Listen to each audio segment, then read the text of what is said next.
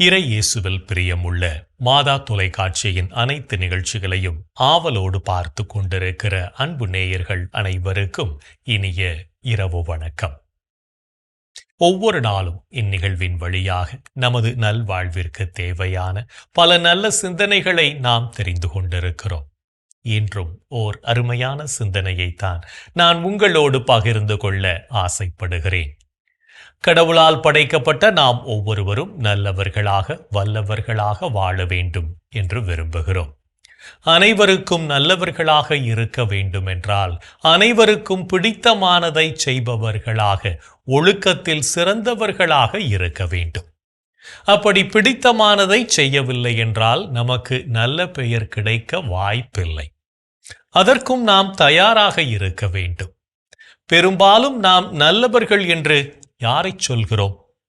எல்லா காரியத்திலும் நமக்கு ஒத்துப்போகிறவர்களை, நாம் செய்வது தவறாக இருந்தாலும் நமக்கு ஜால்ரா தட்டுகிறவர்களை, நமக்காக மற்றவர்களிடம் பரிந்து பேசுகிறவர்களை, எல்லா காரியத்திற்கும் எளிதாக அணுகக்கூடியவர்களை நல்லவர்கள் என்கிறோம். அதே சமயத்தில் யாரை கெட்டவர்கள் என்று முத்திரை பதிக்கிறோம்? நமக்கு ஒழுங்குமுறைகளை கற்றுத்தருபவர்களை, எல்லா காரியத்திலும் கண்டிப்புடன் இருப்பவர்களை, எளிதாக அணுக முடியாதவர்களை கெட்டவர்கள் என நினைக்கிறோம். இதில் ஏதாவது ஒரு பிரிவில் நாம் இருப்பது உண்மை. யாரும் இல்லை என்று மறுக்க முடியாது. நமது எண்ணங்களுக்கு ஏற்ப மற்றவர்களை பற்றிய தவறான மாயைகளை நாம் உருவாக்கிக் கொள்கிறோம் என்பதுதான் உண்மை.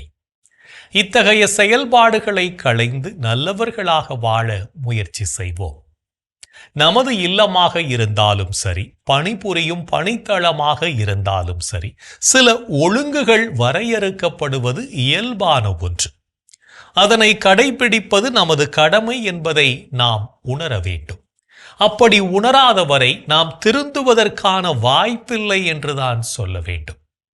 நமது குடும்பங்களில் நமது குழந்தைகள் எங்கேயோ சென்றுவிட்டு எந்த நேரத்திலாவது வரட்டும் என்று விட்டு விடுகிறோமா?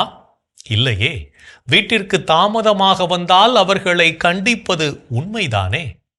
அப்படி கண்டிக்காமல் செல்லம் கொடுத்து வளர்த்துவிட்டு பிறகு குழந்தைகள் நமக்கு அடிபணியவில்லை என்று சொன்னால் தவறு நம்மேல்தானே? நாம் குழந்தைகளை கண்டிக்கிறோம் என்பதற்காக அவர்கள் நம்மை கெட்டவர்களாகவா நினைக்கிறார்கள்? இல்லையே. பிறகு சமூகம் நமது பிள்ளைகளை கண்டிக்கிற போது நமக்கு ஏன் கோபம் வருகிறது?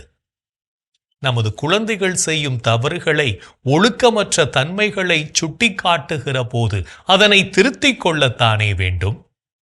நாம் செய்யாத காரியங்களை சமூகம் செய்யும் என்பதை பல நேரங்களில் நாம் ஏற்றுக்கொள்ளத்தான் வேண்டும். ஒன்று, முதலில் நமது குழந்தைகளை நாம் ஒழுக்கத்துடன் வளர்க்க வேண்டும். அப்படி இல்லை என்றால் மற்றவர்கள் ஒழுக்கத்தை கற்றுக் கொடுப்பதை அனுமதிக்க வேண்டும். இந்த இரண்டும் இல்லை என்றால் குழந்தைகளின் வளர்ச்சியில் நமக்கு அக்கறை இல்லை என்றுதான் சொல்ல வேண்டும். அப்படிப்பட்ட பெற்றோர்களாக நாம் வாழ்வதில் பயனில்லை என்பதை உணர்ந்து கொண்டு நமது குழந்தைகளுக்கு ஒழுக்கத்தை கற்றுக் கொடுப்போம். அதுவே நம்மை உயர்ந்தவர்களாக்கும் என்பதையும் உணர்ந்து கொள்வோம். ஒரு சிற்றூரில் அருண் என்ற சிறுவன் வாழ்ந்து வந்தான். அவன் புத்திசாலியாக இருந்தாலும் அவனிடம் ஒரு குறை இருந்தது. அவனிடம் ஒழுக்கம் இல்லாமல் இருந்தது. அவன் படிப்பதில் திறமையானவன், ஆனால் வீட்டுப்பாடம் செய்வதில்லை. காலை எழுவதும் தாமதம். பள்ளிக்கு செல்லும் போது கடைசி நிமிடத்தில் ஓடிப்போகும் பழக்கம். இப்படியாக தொடர்ந்து கொண்டே இருந்தது. ஒரு நாள் ஆசிரியர் அவனை அழைத்து பாசமுடன், அருண், நீ ஒரு புத்திசாலி. ஆனால் ஒழுக்கமில்லாத புத்திசாலித்தனம் ஒரு நாள் பயனற்றதாகிவிடும் என்பதை நீ நினைவில் கொண்டிருக்கிறாயா என்று கேட்டார். அருண் சிரித்தபடியே, நான் கடைசியில் படித்தாலும் எல்லாவற்றையும் எழுதிவிடுவேன் என்றான். ஆசிரியர் சிரித்தார். பிறகு ஏதோ யோசனையுடன், அருண், உனக்கு ஒரு சிறிய சவால். இதை 1 மாதம் நீ தவறாமல் கடைபிடிக்க வேண்டும் என்று சொல்லி அவனிடம் ஒரு சிறிய செடியை கொடுத்து, இதற்கு தினமும் ஒரு நேரத்தில் தண்ணீர் ஊற்றி பராமரிக்க வேண்டும். ஒரு நாளும் தவறக்கூடாது. இது உனது ஒழுக்கத்திற்கான சோதனை என்றார். முதல் 2 நாட்கள் அருண் மகிழ்ச்சியுடன் தண்ணீர் ஊற்றினான். 3வது நாளில் அவன் நண்பர்களுடன் விளையாடியதால் மறந்து விட்டான். 4ஆம் நாளில் நினைத்தபோது சூரியன் மறைந்து விட்டது. 5ஆம் நாளில் அந்த செடி கொஞ்சம் வாடியிருந்தது. அவன் சோகத்துடன் ஆசிரியரிடம் சொல்லப் போனான். ஆசிரியர் மெதுவாகச் சொன்னார், இதுதான் ஒழுக்கத்தின் அர்த்தம். ஒரு சிறிய தவறே சில சமயம் முழு வாழ்வையும் பாதிக்கலாம். ஒழுக்கம் என்றால் தினமும் ஒரு பொறுப்பை நேரத்தில் செய்வது என்றார். அந்த வார்த்தைகள் அருணை ஆழமாக தொட்டன. அந்த நாளிலிருந்து அவன் தனது வாழ்க்கையில் ஒரு மாற்றத்தை கொண்டு வந்தான். அவன் தினமும் நேரத்துக்கு எழுந்து பாடங்களை முடித்து தாவரத்திற்கு தண்ணீர் ஊற்றினான். மாதத்தின் முடிவில் அந்த செடி பச்சையாக மலர்ந்திருந்தது. ஆசிரியர் பார்த்து மகிழ்ச்சியுடன், அருண், இது உன் ஒழுக்கத்தின் செடி. அது இப்போது மலர்ந்திருக்கிறது. இப்போது நீயும் உன் வாழ்க்கையில் இதே போல மலர முடியும் என்றார். நாமும் நமது குழந்தைகளுக்கு நல்லதை கற்றுக் கொடுப்போம். இன்றைய தினத்தை எடுத்துக்கொள்வோம். இந்த நாள் முழுவதும் நாம் நமது குழந்தைகளுக்கு ஒழுக்கத்தை கற்றுக் கொடுத்து வாழ்ந்தோமா என்று யோசித்து பார்ப்போம். மேலும் இந்த நாளில் நமது செயல்பாடுகள் எப்படிப்பட்டதாக இருந்தது என்று நம்மையே நாம் கேட்டு பார்ப்போம்.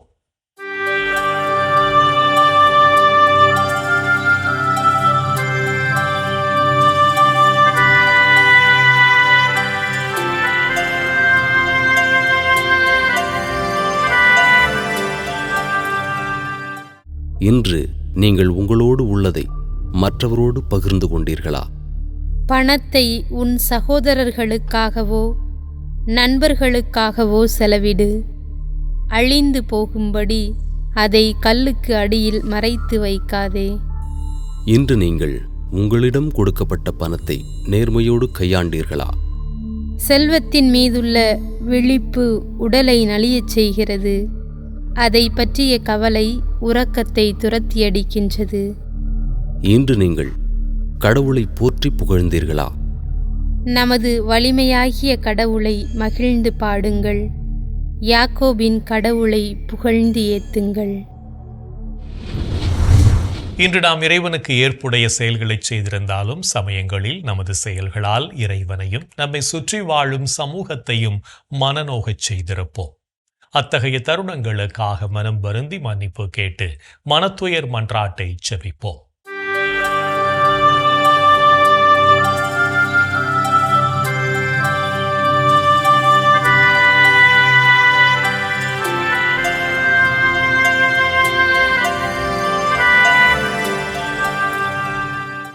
எல்லாம் வல்ல இறைவனிடமும் சகோதர சகோதரிகளே உங்களிடமும் நான் பாவி என ஏற்றுக்கொள்கிறேன். ஏனெனில் என் சிந்தனையாலும் சொல்லாலும் செயலாலும் கடமையில் தவறியதாலும் பாவங்கள் பல செய்தேன். என் பாவமே, என் பாவமே, என் பெரும் பாவமே.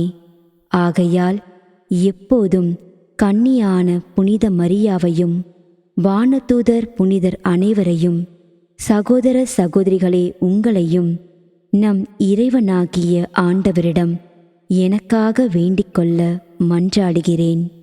ஆமேன். மனத்துயர் மன்றாட்டை ஜெபித்ததன் வழியாக இறைவனிடமிருந்து மன்னிப்பை பெற்றிருப்போம் என்ற நம்பிக்கையோடு இறை வேண்டலில் இணைவோம்.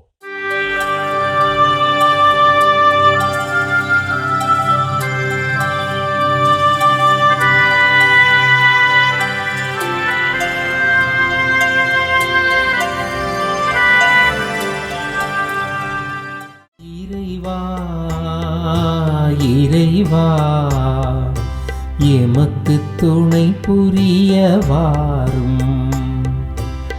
ஆண்டவரே, எமக்கு துணை புரிய விரைந்து வாரும். தந்தைக்கும் மகனுக்கும் தூய ஆவியாருக்கும் மாட்சி உண்டாவதாக. தொடக்கத்தில் இருந்தது போல் இப்பொழுதும் எப்பொழுதும் என்றென்றும் இருப்பதாக. ஆமென்.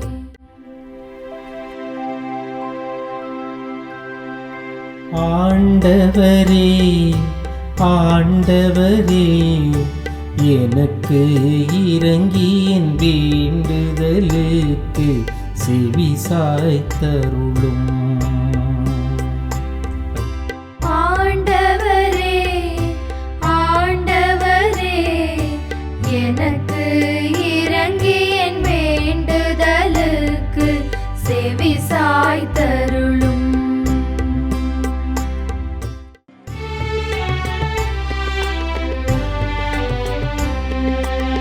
எனக்கு நீதி அருள்கின்ற கடவுளே, நான் மன்றாடும்போது எனக்கு பதிலளித்தருளும். நான் நெருக்கடியில் இருந்தபோது நீர் எனக்கு துணை புரிந்தீர். இப்போதும் எனக்கு இறங்கி என் வேண்டுதலுக்கு செவி சாய்த்தருளும்.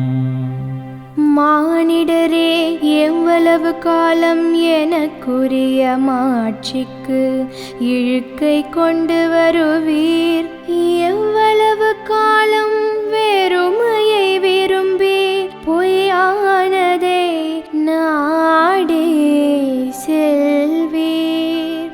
ஆண்டவர் என்னை தம் அன்பனாய் தேர்ந்தெடுத்துள்ளார் என்பதை அறிந்து கொள்வேன். நான் மன்றாடும் போது அவர் எனக்கு செவி சாய்க்கின்றார். சினமுற்றாலும் பாவம் செய்யாதீர். படுக்கையில் உங்கள் உள்ளத்தோடு பேசி அமைதியாயிருப்பீர். முறையான பலிகளை செலுத்துவீர். ஆண்டவரை நம்புவீர். நலமானதை எங்களுக்கு அருள யார் உள்ளர் என கேட்பவர் பலர். ஆண்டவரே, எங்கள் மீது உம் திருமுக ஒளி வீசச் செய்யும். தானியமும் திராட்சையும் நன்கு விளையும் காலத்தில் மக்கள் அடையும் மகிழ்ச்சியை விட மேலான மகிழ்ச்சியை நீர் என் உள்ளத்திற்கு அளித்தீர். இனி நான் மனது அமைதியுடன் படுத்து உறங்குவேன். ஏனெனில் ஆண்டவரே, நான் தனிமையாக இருந்தாலும் நீரே என்னை பாதுகாப்புடன் வாழச் செய்கின்றீர். தந்தைக்கும் மகனுக்கும் தூய ஆவியாருக்கும் மாட்சி உண்டாவதாக. தொடக்கத்தில் இருந்தது போல் இப்பொழுதும் எப்பொழுதும் என்றென்றும் இருப்பதாக. ஆமென். ஆண்டவரே ஆண்டவரே, எனக்கு இறங்கி என் வேண்டுதலுக்கு செவி சாய்த்தருளும். ஆண்டவரே ஆண்டவரே, எனக்கு இறங்கி என் வேண்டுதலுக்கு செவி சாய்த்தருளும். இரவு நேரங்களில் ஆண்டவரை போற்றுங்கள். இரவு நேரங்களில் ஆண்டவரை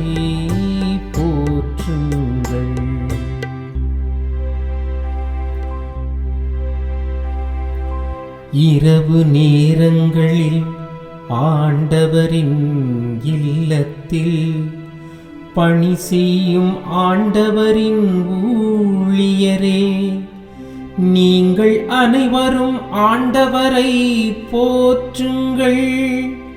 தூயகத்தை நோக்கி கைகளை உயர்த்தி ஆண்டவரை போற்றுங்கள். விண்ணையும் மண்ணையும் உண்டாக்கிய ஆண்டவர் சீயோனிலிருந்து உங்களுக்கு ஆசி வழங்குவாராக. தந்தைக்கும் மகனுக்கும் தூய ஆவியாருக்கும் மாட்சி உண்டாவதாக. தொடக்கத்தில் இருந்தது போல் இப்பொழுதும் எப்பொழுதும் என்றென்றும் இருப்பதாக. ஆமென். இரவு நேரங்களில் ஆண்டவரை போற்றுங்கள். இரவு நேரங்களில் ஆண்டவரை போற்றுங்கள். இறைவனின் உடனிருப்பு இந்த இரவு பொழுதிலும் நம்மை பாதுகாத்து வழிநடத்தும் என்ற நம்பிக்கையை இறை வேண்டலின் வழியாக பெற்றுக்கொண்ட நாம் இப்போது நாளைய வாசகங்களுக்கு செவிமடுப்போம்.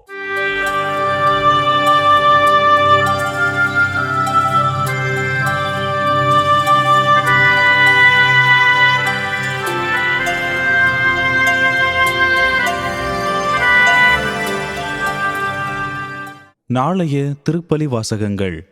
முதல் வாசகம் விடுதலை பயண நூலிலிருந்து வாசகம். அதிகாரம் 17, இறை வார்த்தைகள் 8 முதல் 13 முடிய. பதிலுரை பாடல். திருப்பாடல்கள் அதிகாரம் 121, இறை வார்த்தைகள் 1 முதல் 8 முடிய. இரண்டாம் வாசகம் திருத்தூதர் பவுல் தீமோத்தேயுவுக்கு எழுதிய 2ஆம் திருமுகத்திலிருந்து வாசகம்.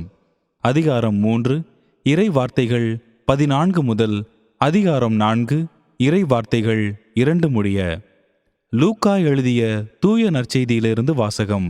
அதிகாரம் 18, இறை வார்த்தைகள் 1 முதல் 8 முடிய.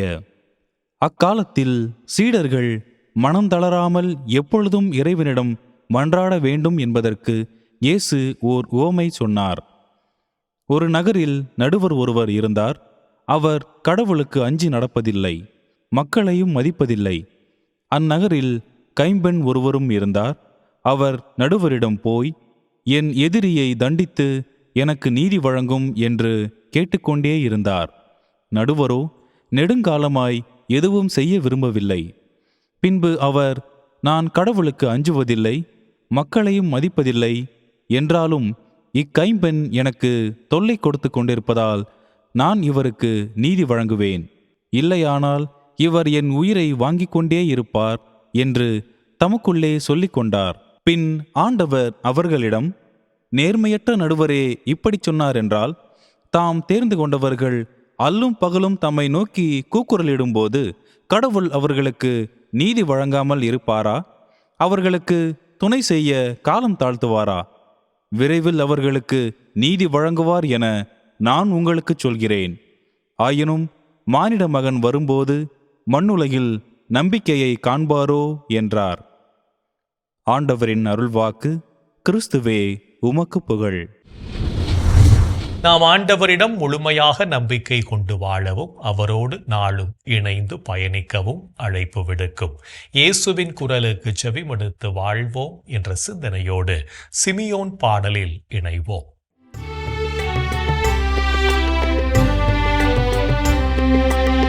ஆண்டவரை நாங்கள் விழித்திருக்கும் போது எங்களை காத்தருளும். நாங்கள் தூங்கும் போது எங்களை பாதுகாத்தருளும். இதனால் கிறிஸ்துவோடு விழித்திருந்து அவரோடு அமைதியில் இளைப்பாறுவோம். ஆண்டவரே, நாங்கள் விழித்திருக்கும் போது எங்களை காத்தருளும். நாங்கள் தூங்கும் போது எங்களை பாதுகாத்தருளும். இதனால் கிறிஸ்துவோடு விழித்திருந்து அவரோடு அமைதியில் இளைப்பாறுவோம். சிமியோன் பாடல். ஆண்டவரே, உமது சொற்படி உம் அடியான் என்னை இப்போது அமைதியுடன் போகச் செய்கிறீர். ஏனெனில் மக்கள் அனைவரும் காணுமாறு நீர் ஏற்பாடு செய்துள்ள உமது மீட்பை என் கண்கள் கண்டுகொண்டன. இம்மீட்பே பிற இனத்தாருக்கு வெளிப்பாடு அருளும் மொழி. இதுவேவும் மக்களாகிய இஸ்ராயேலுக்கு பெருமை. இஸ்ராயேலுக்கு பெருமை. தந்தைக்கும் மகனுக்கும் தூய ஆவியாருக்கும் மாட்சி உண்டாவதாக.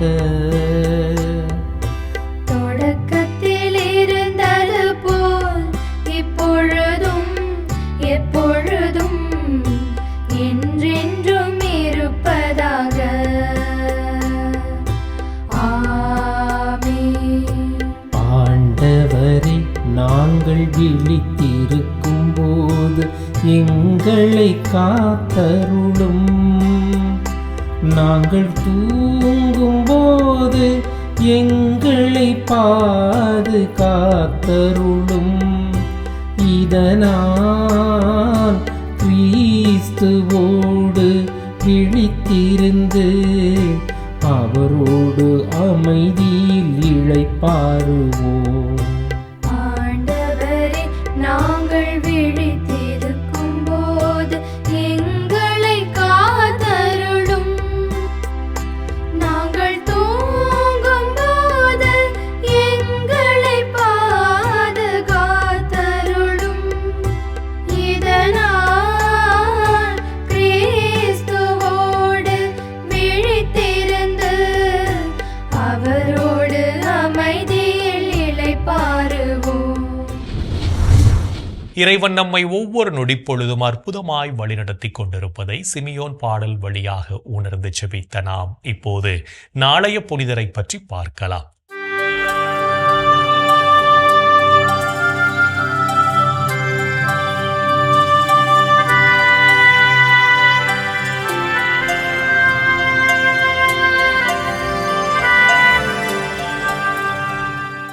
அக்டோபர் 19. புனித சிலுவை பவுல்.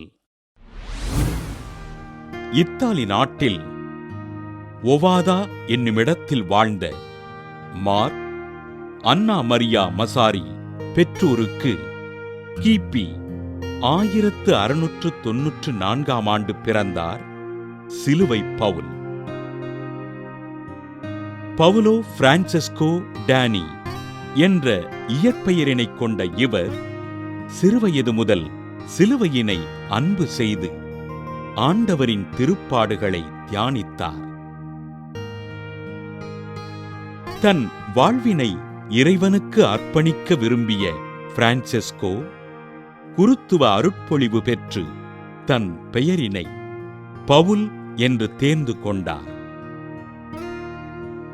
தன் மறையுரைகளின் வாயிலாக பாவிகளை மனம் திருப்பிய இவர் திருப்பாடுகளின் துறவற சபையினை தொடங்கி ஆண்டவரின் பணிகளைச் செய்தார். அனைத்து துறவிகளிடமும் அன்போடும் பரிவோடும் நடந்து கொண்ட அருட்தந்தை பவுல் இறைவார்த்தையினை அறிவித்து ஆன்மாக்களின் மீட்பிற்காக போதித்தார். திருச்சிலுவையின் முன்பும் நற்கருணை ஆண்டவரிடமும் பல மணி நேரம் ஜெபித்து வாழ்ந்த இவர் மக்களிடம் இயேசுவின் பாடுகளை மகிமைப்படுத்துங்கள் என்று கூறினார். தன் வலிமை மிகுந்த மறையுரையினால் பல்வேறு மக்களை மனம் திருப்பி அவர்களின் தேவைகளுக்காக பரிந்து பேசிய அருட்தந்தை பவுல் கிபி 1775 ஆண்டு அக்டோபர் 18 நாள் விண்ணகம் சென்றார். திருச்சிலுவையின் மீது மிகுந்த விசுவாசம் கொண்டு தன் இறுதி மூச்சு வரை மக்களுக்கு இறைபணி செய்த அருட்தந்தை சிலுவை பவுலினை திருத்தந்தை 9ஆம் பத்திநாதர் புனிதராக உயர்த்தினார். புனித சிலுவை பவுல் திருவிழாவினை கொண்டாடுகின்ற நாம் ஆண்டவரின் திருப்பாடுகளை தியானித்து நமது பாவங்களுக்காக ஜெபிப்போம். புனிதர்கள் ஒவ்வொருவரும் தங்கள் வாழ்க்கையின் மூலம் இறைவனுக்கு சான்று பகர்ந்து வாழ்ந்தவர்கள் என்பதை உணர்ந்தவர்களாய் நாமும் அவர்கள் வழியில் வாழ்ந்து இறை வழியில் பயணிப்போம் என்ற நம்பிக்கையோடு நாளைய தினம் குறைந்தது 30 நிமிடமாவது ஆண்டவரின் பாதத்தில் அமர்ந்து ஜெபிப்போம். என் அன்பு சகோதரனே, சகோதரியே, கடவுளுடைய வல்லமை, அவருடைய ஆற்றல், அவருடைய பராமரிப்பு எவ்வளவு அற்புதமாய் நமது வாழ்க்கையில் செயலாற்றி கொண்டிருக்கிறது. இந்த நாளிலே நாம் எண்ணி பார்ப்போம். அற்புதமான காரியங்களின் வழியாக கடவுள் நம்மை ஆசீர்வதித்திருக்கிறார். அவரை போற்றி புகழ்ந்து அவரை ஆராதிப்போம். இந்த நாளிலே சிறப்பாக மாதா தொலைக்காட்சி குடும்பத்திற்காக நாம் ஜெபிப்போம். எங்கள் அன்பை உருவான இயேசு ஆண்டவரே, இந்த மாதா தொலைக்காட்சி என்ற மாபெரும் குடும்பத்திற்காக, உலகமெங்கும் பறந்து விரிந்து கிடக்கின்ற இந்த அற்புதமான மாதா தொலைக்காட்சி குடும்பத்திற்காக நன்றி சொல்கிறோம். ஆண்டவரே, அநேக நாடுகளிலே வாழ்ந்து கொண்டிருக்கின்ற இந்த மாதா தொலைக்காட்சி குடும்பத்தை சார்ந்த ஒவ்வொருவருக்காகவும் ஒவ்வொரு பார்வையாளருக்காகவும் நாங்கள் ஜெபிக்கிறோம். ஆண்டவரே, ஒவ்வொருவரையும் நீர் ஆசீர்வதியும். இந்த மாதா தொலைக்காட்சி குடும்பத்தை நீர் அற்புதமாக வழிநடத்தும். ஆண்டவரே, இந்த குடும்பம் உமக்கு மகிமை சேர்க்கின்ற விதத்திலே, உமக்கு சான்று பகிர்கின்ற விதத்திலே, உமக்கு சாட்சியாய் வாழ்கின்ற விதத்திலே எல்லா விதமான அருள் வளங்களையும் இந்த மாதா தொலைக்காட்சி குடும்பத்தாருக்கு நீர் கொடுத்தருளும். இந்த மாதா தொலைக்காட்சியை பார்க்கின்ற ஒவ்வொருவருக்கும் நீர் ஆசிரால், அருளால், ஆற்றலால், வல்லமையால் நீர் நிரப்ப வேண்டும் என்று நாங்கள் கேட்கிறோம். ஆண்டவரே இயேசுவே, நீர் ஆசீர்வதியும் ஐயா. இந்த மாதா தொலைக்காட்சி குடும்பம் இன்னும் பறந்து விருந்து பல நாடுகள் எங்கும் இன்னும் சிறப்பாய் வளர்ந்திட கிருபை செய்தருளும். எங்கள் அன்பு தாயே, ஆரோக்கிய அன்னையே, இதோ உமது மாதா தொலைக்காட்சி குடும்பத்திற்காக நீங்கள் பரிந்து பேசுங்கள் அம்மா. இந்த ஜெபங்களெல்லாம் எங்கள் ஆண்டவராகிய இயேசுவே உமது வல்லமையான திருநாமத்தின் வழியாக உம்மை கெஞ்சி மன்றாடுகிறோம். ஆமென். என்று வாழும் உயிருள்ள இறைவன் தந்தை, மகன், தூய ஆவியார் நாம் அனைவரையும் நிறைவாக ஆசீர்வதிப்பாராக. ஆமென். இந்த ஜெபத்தின் வழியாக இறை அருளும் ஆசியும் நம்மீது நிறைவாக பொழியப்பட்டிருப்பதை உணர்ந்திருப்போம். இறை ஆற்றலும் வல்லமையும் என்றும் நம்மில் தங்கும். அன்னை மரியாவும் நமக்கு உதவிகள் செய்வார் என்ற நம்பிக்கையோடு அவரின் துணை வேண்டி இந்த நிகழ்வை நிறைவு செய்யலாம். Good night.